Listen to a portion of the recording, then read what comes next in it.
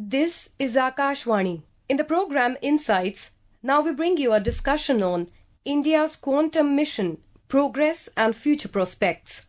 The participants are Dr. Utpal Chakraborty, AI and quantum scientist, and Sonu Sood, anchor. To build a comprehensive indigenous quantum technology ecosystem, Government of India launched the National Quantum Mission NQM in April 2023 with a budget outlay of more than 6,000 crore rupees. To discuss the significance and possibilities of this mission, we have with us a leading expert in AI and quantum computing, Dr. Utpal Chakraborty. Dr. Chakraborty, a warm welcome to you on Akashvani. Thank you so much. Dr. Chakraborty, at the very beginning of this discussion, we would like to know from you, for the benefit of our listeners, what is quantum computing? How is it different from classical computers? Yeah, so in classical computers, we are mainly dealing with the bits in our semiconductor, in the transistors. While in quantum computers, we harness the fundamental quantum behaviors of our subatomic particles. So when I say subatomic particles, it could be anything, right? It could be proton, neutron, neutrino, electrons, and all. But mostly in quantum computers, so there are different models of quantum processors, like superconducting is one model which is very, very popular. So what we are trying to harness is the parallelism of these quantum particles and some of the fundamental properties like superposition and entanglement. Superposition in the sense like a particle can have multiple states at the same time, right? And we can encode data into those qubits and we can process those qubits in a parallel manner. So right now, if we talk about any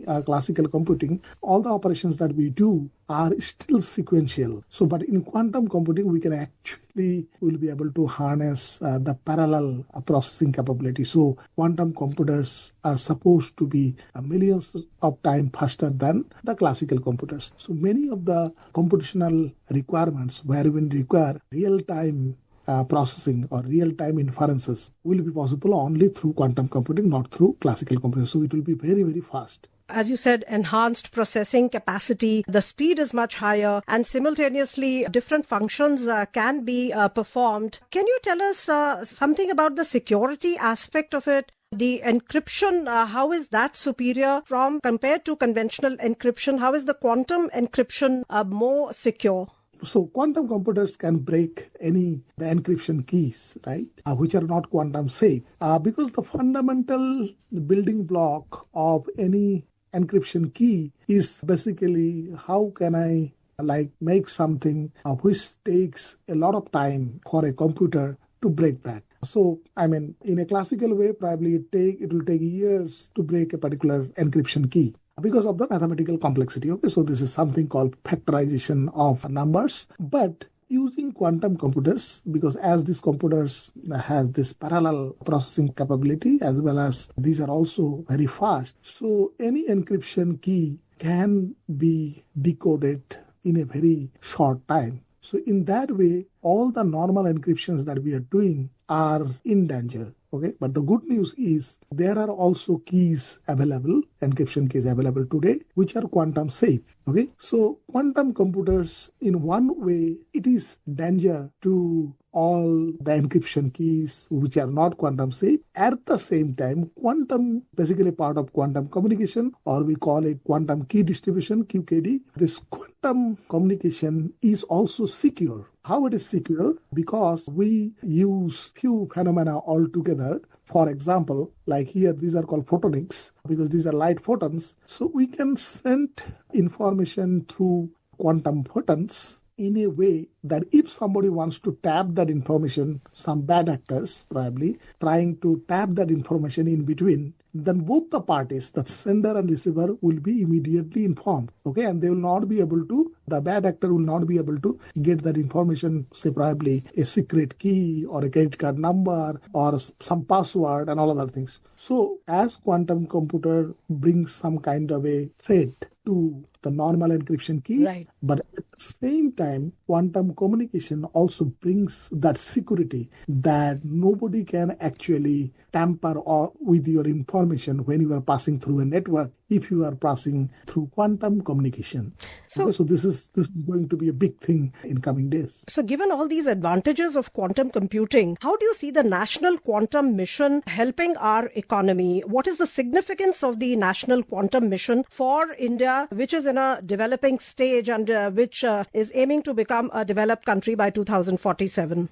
Yeah, I think the National Quantum Mission has a significant role to play, and already government has declared a huge fund and also will be developing some quantum hubs, T-hubs, wherein government is encouraging quantum research on different fields like quantum computing, that means like building quantum processors, then quantum communication, that means like this quantum secure communication, then quantum sensing, quantum machine learning, because quantum computing and machine learning, that means AI, these two technologies are also converging, and together they can bring a big transformation in this area. So I think National Quantum Mission as a whole is playing a key role, and what I can see is government has a huge focus on that. Because yes, probably many of the countries are ahead of us. For example, US, China, Australia, and some other countries also, some small countries also, in terms of quantum research, in terms of quantum capabilities, they are ahead of us. But we are pretty confident that because with the help of our academia and our industry, plus our scientists, we'll be able to catch up very soon. Right? So already there are a lot of such initiatives are going on. And I'm quite hopeful that in coming 2 to 3 years, we can see a big advancement in quantum technologies in India. Dr. Chakraborty, which are the sectors of the economy which benefit from quantum computing, from this National Quantum Mission, and what are its major applications which are revolutionary? Yeah, I think all of them are to a great extent revolutionary. So this communication, quantum communication, so starting from defense, because I think national security is of our utmost importance, right? So starting from defense to government to other sectors like financial sector, which is the backbone of our country's economy, right? And sectors like oil and natural gas, petroleum, petrochemical, definitely the other sectors like healthcare, these are going to be benefited majorly because of quantum computing and AI. Because when we talk about just quantum computing, I think we should also talk about AI because these two technologies are like converging, and these are so we should mention that. So and definitely we'll be able to see a major boost in our economy. If we can actually harness these technologies in our different sectors. In fact, in a recent paper which Niti Aayog had issued regarding quantum computing, national security implications and strategic preparedness, they had highlighted the ways in which quantum computing reshapes national security in terms of intelligence gathering, military applications, economic warfare, geopolitical power. So you feel that to become a global power, the national security aspect is also a very important advantage which accrues from advancement in quantum computing?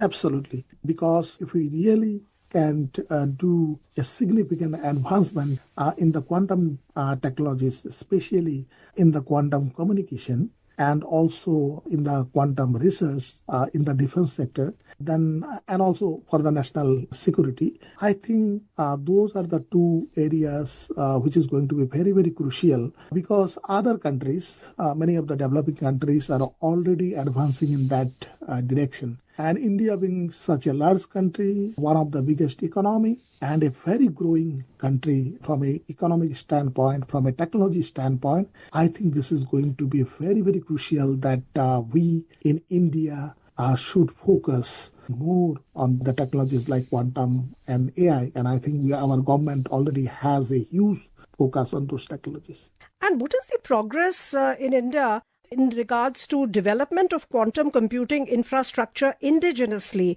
We have seen that in the computer field, we have been very advanced in terms of soft skills. So now if we talk about quantum computing, what is the current situation and what are the possibilities going forward in developing soft skills on a large scale regarding quantum computing and also the supply chain of the hardware related to this sector? I would rather talk about the quantum technologies as a whole rather than only focusing on the quantum computing part, because that's a little bit research-oriented part, and many of our universities, colleges, and also startups, they are doing some research on the quantum hardware, that means quantum processors. So building quantum processors are not so easy. It requires a lot of research, a lot of time. But at the same time, there are some low-hanging fruits. For example, quantum machine learning. Okay, for that, you don't require that kind of a hardware, or there are simulators already available wherein you can do those experiments. Then quantum communication. Okay, so you can easily do research on quantum communications, QKD, quantum key distribution, and all other things, quantum sensing. So I think already in India as a whole, quantum technologies are progressing. The research on quantum technologies are progressing in a very rapid manner. Okay, so there are many startups, they have already developed, who have done significant progress on this area. So if you talk about quantum technologies as a whole, yes, we have got a great momentum at this point of time. Quantum computing alone, it will take a little bit of time, because this is an area wherein huge investment, huge research, and also a good amount of time is required. So probably we'll have to wait for that, but already there are researches going on, and a significant progress has been seen.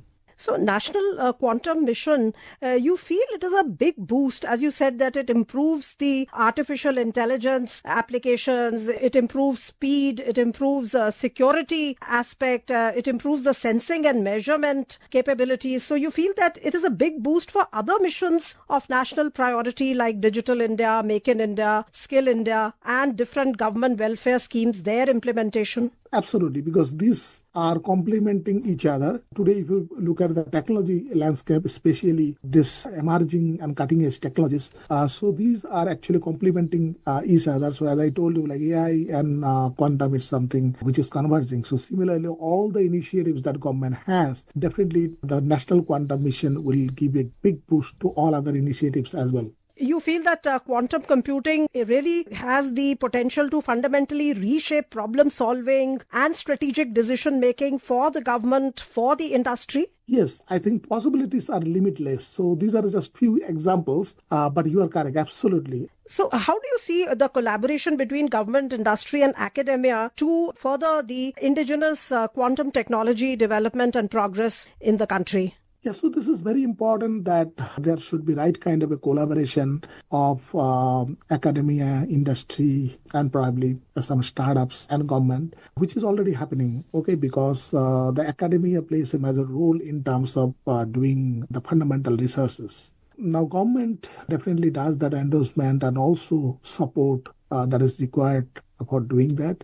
Even it helps in terms of framing policies and all other things.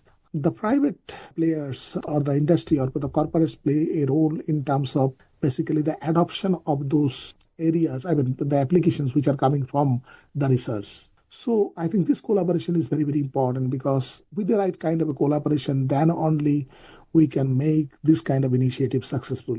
So by forging deep collaboration between government, industry and academia, and by investing in indigenous capabilities, we can unlock the true potential of quantum computing and build a future that is secure, resilient, and inclusive for all. Thank you so much, Dr. Chakraborty, for this insightful discussion on sunrise and a very, very important advanced technology sector of our economy. Thank you so much. You were listening to a discussion on India's quantum mission, progress and future prospects. The participants were Dr. Utpal Chakraborty, AI and quantum scientist, and Sonu Sood, anchor. This program was produced and presented by the News Services Division of Akashvani. You can listen to it on our mobile app, News on AIR. This program is also available on our YouTube channel, News on AIR Official. You may share your feedback about this program through email at airnsttalks@gmail.com or WhatsApp on 9289094044.